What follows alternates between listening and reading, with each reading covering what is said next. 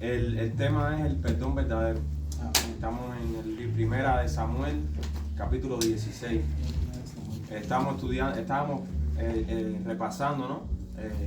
Todo lo que había experimentado David en ese tiempo a consecuencia de su pecado con Betsabé y todas las persecuciones que tenía con su hijo Absalón. Su hijo había violado a su hija, toda esa tragedia que él estaba viviendo en su vida, ¿no? Bien dolorosa, ¿no? Y a consecuencia de su pecado.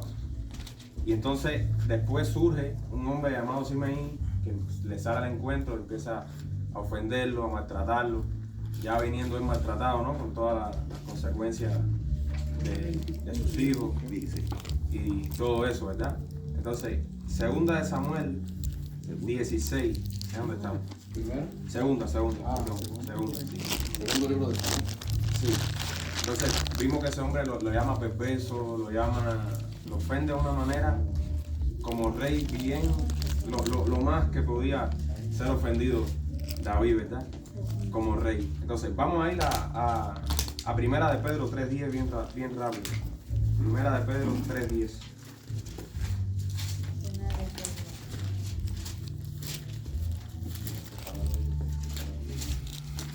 ¿Primera de Pedro qué? 3:10.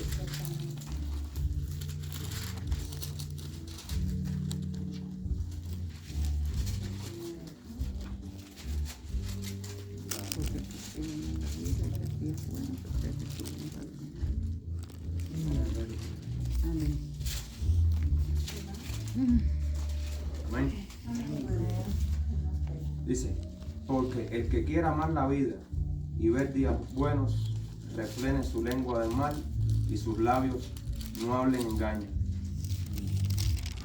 Entonces, el Señor ahí asocia los días de nuestra vida, ¿no? Con nuestra lengua también. Las consecuencias que puede tener nuestra lengua con nuestros días, ¿verdad?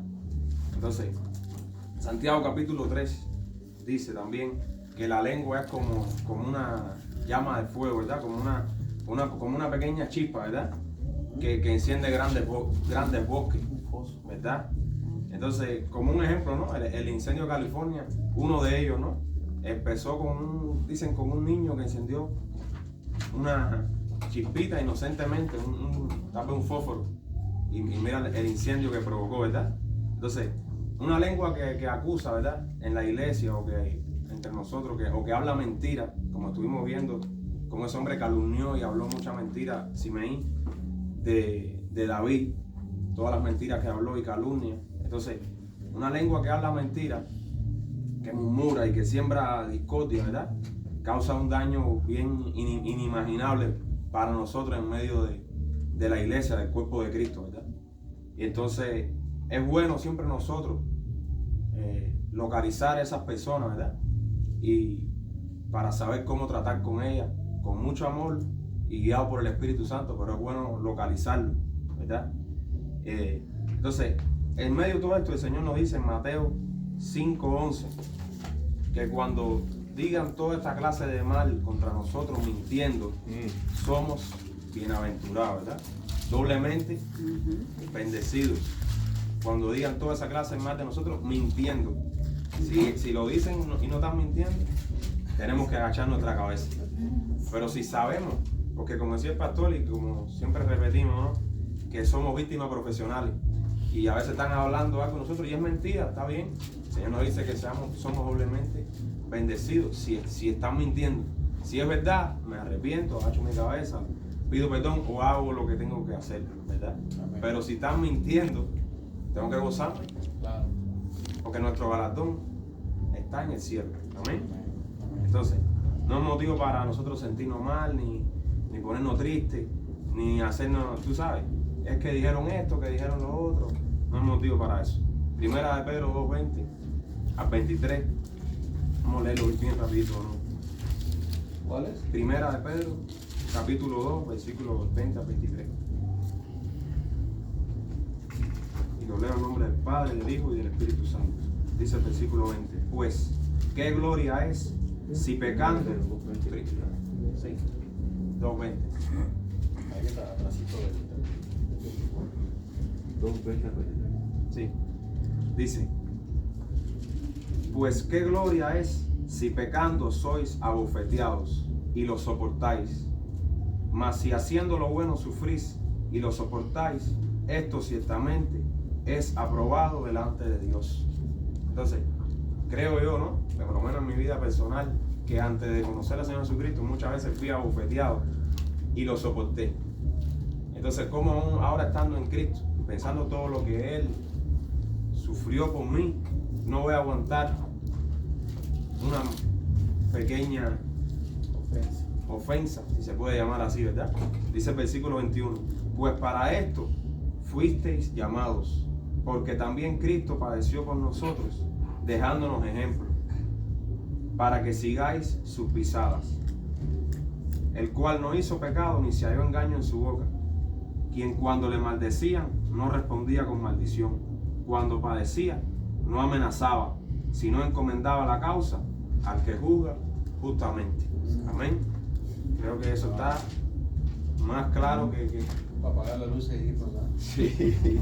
Entonces, no tenemos que preocuparnos por nada de esas cosas, por voces que acusen o por nada de eso. El Señor, Isaías 54:17 dice que ningún arma forjada en nuestra contra prosperará y que Él es nuestro escudo, ¿verdad? Entonces, si Él es nuestro escudo, antes que llegue a nosotros ya tiene que pasar por Él obligatoriamente. Y Él es quien se encarga de permitir que llegue a nuestra vida con un propósito o de detenerlo, ¿verdad? Como vemos en el ejemplo de David, que Él permitió que llegara a su vida con un propósito. Y David lo sabía, gracias a su relación y su experiencia, ¿no? Con Dios, como estamos viendo. Él tiene una experiencia con Dios personal, íntima, y él sabía que era Dios quien lo estaba permitiendo, ¿verdad? Y nosotros también tenemos que... Sí, Tomás. Sí, mira, me gustaría regresar a primera de Pedro, cuando tú dices el cual no hizo pecado, ¿no? Y sin embargo, mira, en el versículo 24 dice quien llevó él mismo nuestros pecados en su cuerpo sobre el madero, para que nosotros, estando muertos a los pecados,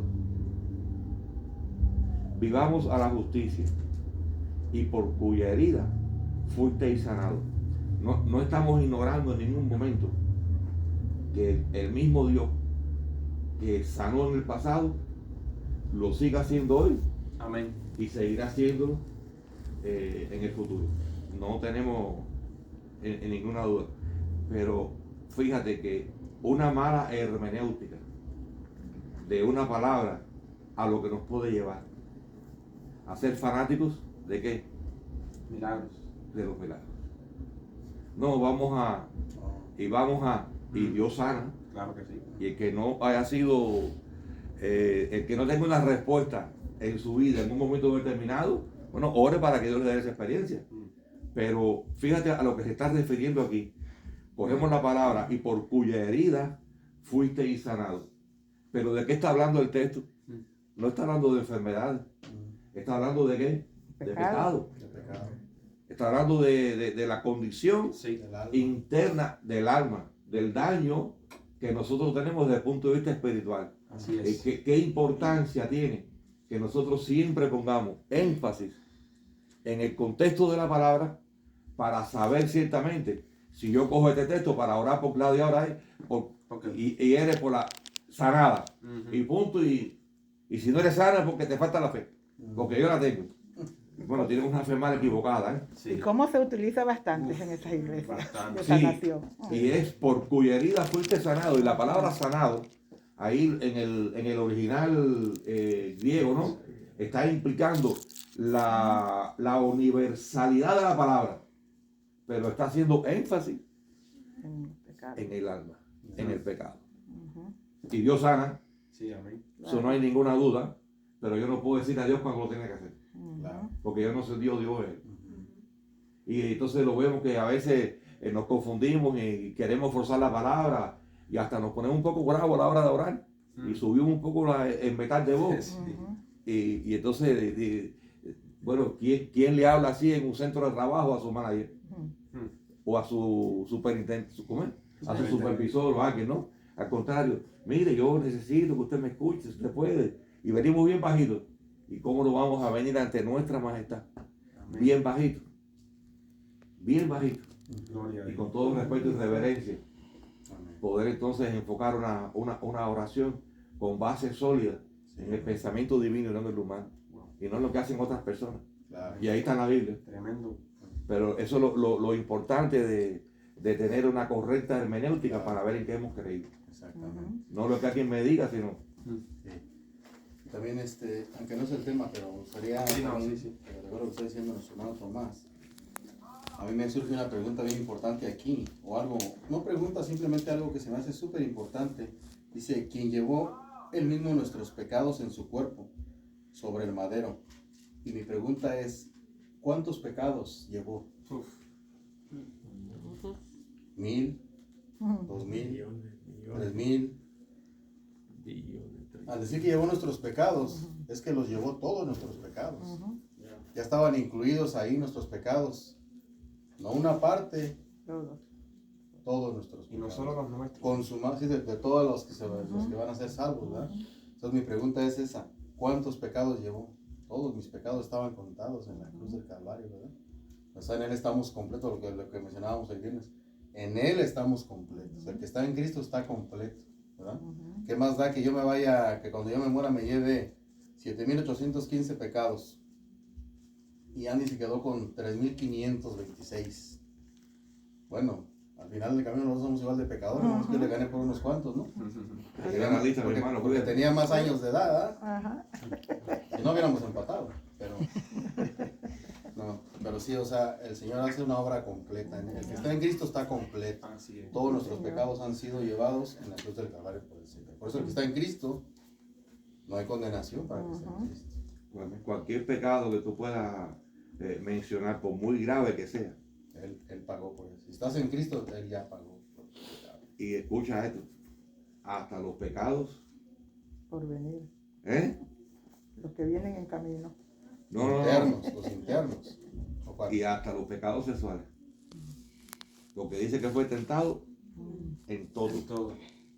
No dice que no fue tentado por esa área. Porque yo no sé, yo creo que por lo que he visto en la actualidad, yo no tengo fotos ni había cámaras fotográficas de las mujeres en aquella época, pero dicen que eran bellas y se le acercaban a Jesucristo, hasta prostitutas. ¿Y qué usted cree que venía esa mujer nada más que a pedirle, venían a tentarlo? Y cómo caían ahí ante la presencia gloriosa de la majestad del Rey de Reyes.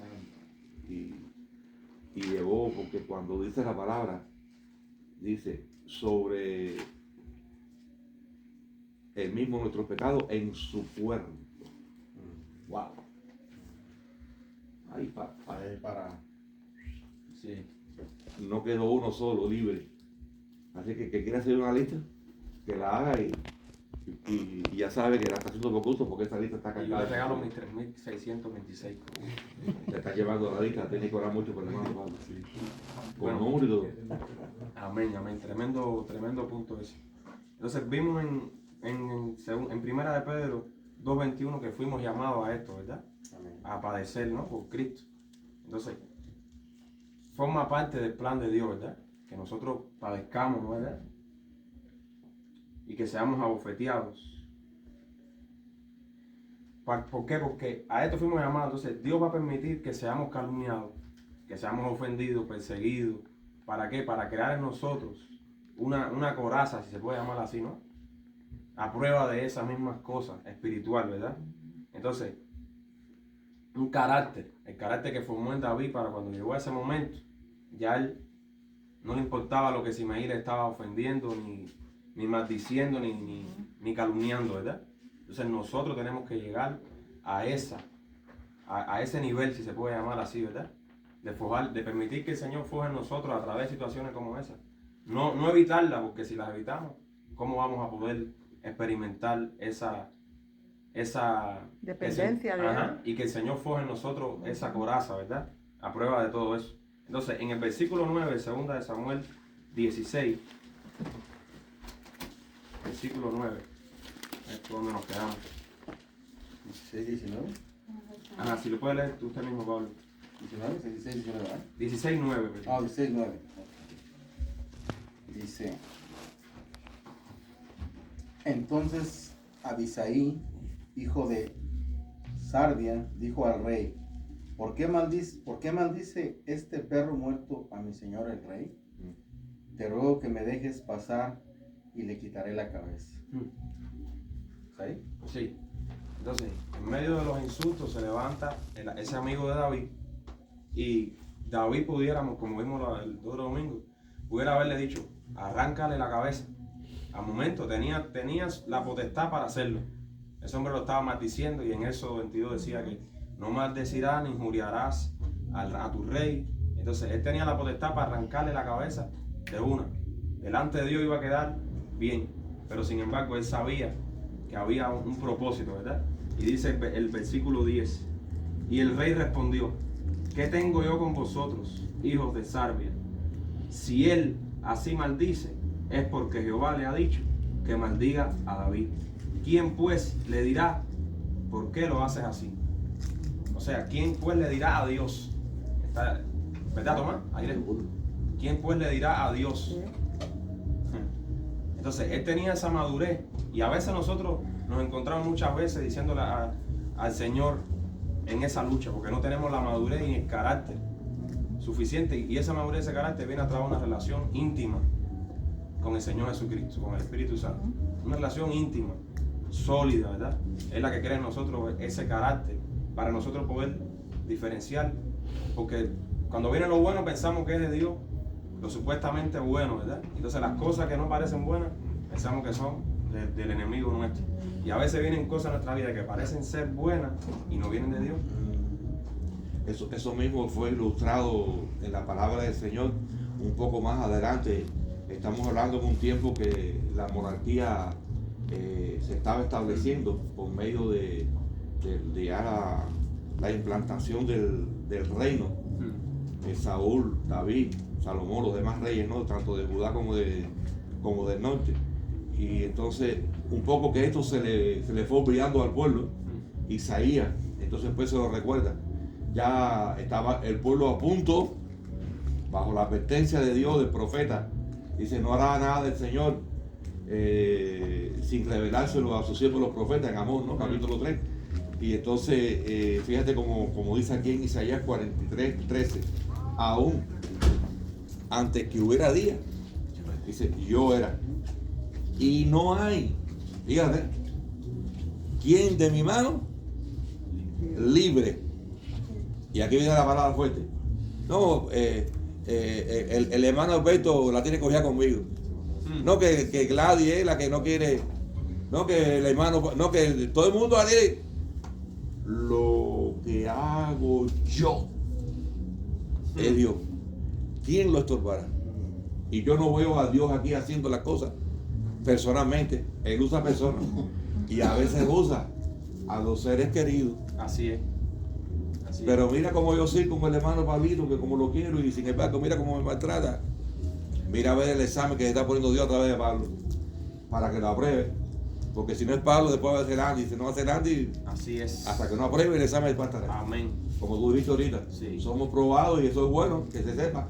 Que sepamos. Somos eso. Probados y hasta que no aprobemos, vamos a seguir repitiendo. Y demos gracias a Dios, porque el día que yo no me sienta que estoy en prueba, digo: ay Dios mío, tu palabra dice que Dios, ¿cómo es el hijo? No, Dios es el que ama, corrige, disciplina. Ay Dios, si tengo disciplina, gracias Señor porque me da. Es una contradicción, pero bendita disciplina. Sí. No la rechazo, así. Envíala.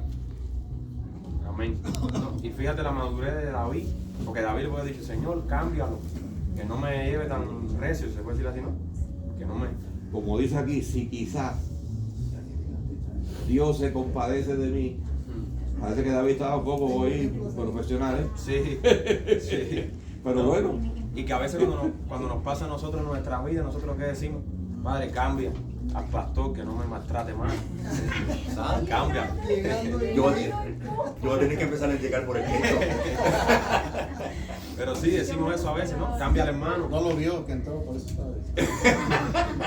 Entró. Él lo hizo con toda intención. Él ve lo que le conviene. No, pero sí, a veces nosotros decimos, Señor, cambia al hermano, que mira. Entonces, lo que tenemos que cambiar somos nosotros.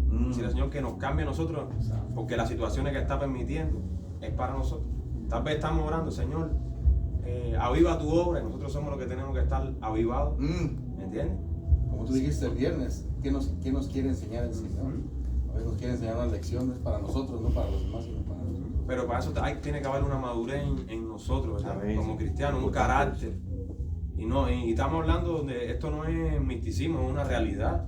Madurez, no conocimiento. Sí, madurez. Exacto. Una intimidad con el Señor. Y eso no es por tiempo en el Señor, sino por tiempo con el Señor. Amén. ¿Me entienden? A veces dicen, Mm. el fulano no, porque fulano es un pastor joven. Jesucristo era un pastor joven. Bien joven.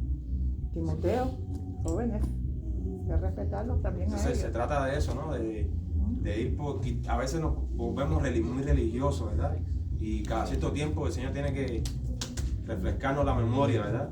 Para que pongamos los pies en la tierra, de que esto es bien sencillo, una relación con el Señor Jesucristo, como estamos estudiando los miércoles, una experiencia con Dios diaria. Eso es lo que va a formar en nosotros un carácter. Porque si nosotros nos enfrentamos a situaciones, como dice el Señor, los envío como ovejas en medio del lobo, ¿verdad? Si nosotros nos enfrentamos a situaciones, que dice el Señor que fuimos llamados a esto, primera de Pedro 2:21, si nosotros nos enfrentamos a una situación como esta y no estamos preparados, vamos a ser dañados porque no tenemos una coraza espiritual que nos permita ni una madurez ni un carácter para poder enfrentar una situación como esa, ni aguantar lo que tenemos que aguantar, ni cambiar lo que Dios quiere que nosotros cambiemos en medio de esa situación, ¿verdad? Entonces, el que va a salir dañado es uno mismo, porque te va a hacer guardar rencor, ira, alejarte y te va a, si se puede decir, detener en tu crecimiento espiritual, ¿verdad? Entonces, vamos a seguir adelante. Hay un ejemplo, ¿verdad? En Génesis 50, si podemos ir un momentito. Génesis 50. Hermano Andy, Sí, quisiera comentar un poquito antes de pasar al siguiente. sí, claro que sí, mi hermano. Referente a lo que acabas de comentar, hermano, acerca de escuchar la voz, ¿no? Dice que David escuchó esa voz de Abisaí, y era lógico, ¿no? Lo que estaba diciendo, estaba ofendiendo a su señor el rey. Cualquiera dijera, David tenía la autoridad para poder decir, ve, pero él no escuchó la voz. Y bien dices tú, dice, es que para saberla, escuchar la voz de Dios, hay que tener una relación. Y es algo simple, un ejemplo, nuestras esposas, nosotros tenemos una relación, nuestras esposas están en casa, no necesitan vernos para saber que ya llegamos, basta con que hagamos un ruido, ahí viene mi papá, ese es tu papá. ¿Por qué? Porque hay esa relación y no podemos, hermano, equivocarnos cuando tenemos esa íntima relación con Dios. Hay quienes hablamos de sutileza. Dios habla una voz sutil. El que habla con una voz sutil o con sutileza es el enemigo de nuestras almas, para tratar de convencer y tratar de imitar lo que el Señor quiere hablarnos. Entonces la relación, como tú dijiste, eso es lo más importante para saber distinguir la voz de Dios y la que no es de Dios. David tenía esa comunión, por eso supo distinguir en ese momento Seguro. y pararse allí. Esto no es de mi papá, esto es de otras cosas. Y fíjate si estaba sólida, que nada de lo que estaba pasando afectó su relación. Porque a veces nosotros, como decía, creo que fue Alberto, ¿no? La última clase que diste, que decía que a veces se nos parte un dedo y eso afecta nuestra comunión con Dios. Un ejemplo, ¿no? Y sin embargo, mira David todo lo que estaba sufriendo y no afectó para nada su comunión con Dios, su relación con el Señor, ¿verdad? Y a veces pensamos que, a veces escuchamos a alguien que dijo, qué sé yo, un teólogo, alguien, un evangelista, hace 200 años y decimos, wow, wow. Entonces escuchamos a alguien que nos dice algo hoy.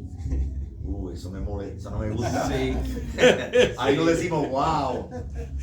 Eso, Entonces lo que pasa, y entonces tenemos que entender algo, y es que el Dios del tiempo de aquel evangelista, lo que le reveló a él, Lo sigue. Dios te quiere revelar a ti hoy en día también. Así es. Así es. A veces decimos, oye, yo creo que fulano me está hablando a mí. No, a lo mejor es que Dios te está hablando a ti. Pasa que tú oyes, que a veces yo creo que tenemos el oído de Mozart para escuchar lo que consideramos bendición, pero lo que es confrontación, tenemos el oído de Bad Bunny. Seguro. No, De no, le damos, Camagüey. no le damos ni ese puertorriqueño. Bueno, entonces en Génesis 50, ¿verdad? Vimos que José, ¿verdad? El ejemplo de José, todo lo que pasó también, que sus hermanos lo tiraron a un pozo, después lo vendieron, todo lo que pasó después, ¿verdad? Cuando él empieza a trabajar en la casa de ese capitán, ¿no? Se puede llamar así, de la guardia, y entonces sabemos lo que le sucede con esa mujer, ¿verdad? Y que José, gracias a la madurez que él tenía y su relación con Dios, su temor de Dios, el carácter, ¿verdad? Él supo lo que tenía que hacer en ese momento, ¿verdad? Él supo gobernarse a él mismo en esa situación, ¿verdad? Entonces, luego fue preso y luego gobernó Egipto, ¿verdad?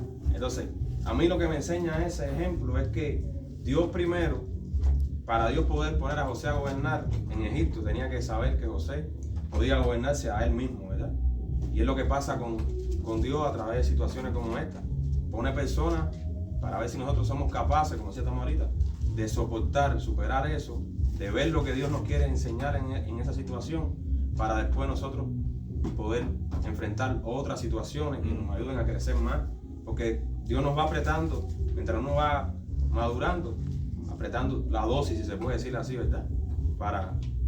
Como en la pelota, como en muchos deportes, ¿no? Sí. En 1 Samuel 17 vemos un ejemplo de que antes de David enfrentarse a Goliat, le dice a sus hermanos, espérate, voy a atender las ovejas. Él le pudo haber dicho, ya yo fui ungido rey de Israel, ya yo no tengo por qué atender ovejas, ya yo estoy por encima de eso. Claro. ¿Qué lección hay ahí para uno? Que a veces lo que consideramos grande, lo que consideramos pequeño es más grande delante de Dios. Primero atendió la oveja antes de enfrentarse al gigante. Y ya él había sido ungido rey. Sí. Ya tenía derechos, si se puede Ya decir. tenía derecho celestial. Pero entendía él lo que dice Salmo 31:15. Mis tiempos están en tus manos. Amén. Así es. Así mismo. A mí me gustaría profundizar un poco en el carácter de José, porque de esto se trata la vida nuestra y de madurez. Y no tanto el conocer y dominar la historia, sino ver cómo yo comprendo, ¿no? El porqué de tanto sufrimiento de José. Porque mira que ese muchachito pasó José. Sí. Recordemos que él tuvo una crianza bastante malcriada. A veces el daño que hacemos nosotros los padres, y ciertamente Dios tenía que trabajar mucho en el carácter de José. Y explico un poquitico más adelante, brevemente, ¿no? Sí. Vemos a José cuando sus hermanos están siendo confrontados por su pecado. Y Benjamín, y ahora tú, y mira, y toda la historia. Y a José entonces mandándolos para Canaán, y ven para acá otra vez. Y óigame, usted se pone a imaginar eso sin el transporte de hoy, en camello, bajo el sol, para allá y para acá. Todas las trampas en las cuales se vieron esa gente. José puede haber dicho, no. José también tenía que ser transformado, Claro. para llegar a decir aquí. Y les respondió José, capítulo 50, 19 y 20 versículos. No temáis. ¿Acaso estoy yo en lugar de Dios? Pero ¿cómo llegamos a comprender eso nosotros? Que nos gusta jugar así. Jugar para condenar. Así es. Porque tú y yo, que tiene que hacer Dios conmigo, y todas esas cosas nos van a pasar. Entonces, ustedes saben que a mí me gusta mucho el tema del movimiento de las palabras en el tiempo, ¿no? Y entonces verdaderamente José estuvo preso desde que nació, porque estuvo preso en el orgullo que le provocaron su padre. Papá, hay que obedecer a las esposas, mi hermano Alberto. Gracias por su testimonio. Por algo están, no solamente sabe cuando llegamos, sino cuando nos equivocamos. Amén. Y Eso es una ventaja que tengo yo con ustedes. Y hay que señalar algo, quiero señalar algo de la vida de José. Y es que, obviamente, Dios le dio un don a él, ¿verdad? Y era que Dios le hablaba a él a través de sueños. Pero qué cosa más irónica, que el don que le trajo a él problemas con sus hermanos por un sueño fue el mismo don que lo usó Dios para bendecirlo a través de un sueño. Gloria a Dios. Había que derribar esas El cosas. mismo sueño. O sea, lo que quiero decir es que el mismo don que lo metió en problemas fue el mismo don que lo sacó de problemas. Plan perfecto. ¿Y qué sucede? Que era lo que quería decir, ¿no? Que yo, gracias a Dios, porque me acordó exactamente lo que dice la palabra, su papá fue el culpable, ¿no? Dada la situación y el amor que él tenía por Raquel y demás, todas esas cosas que conocemos.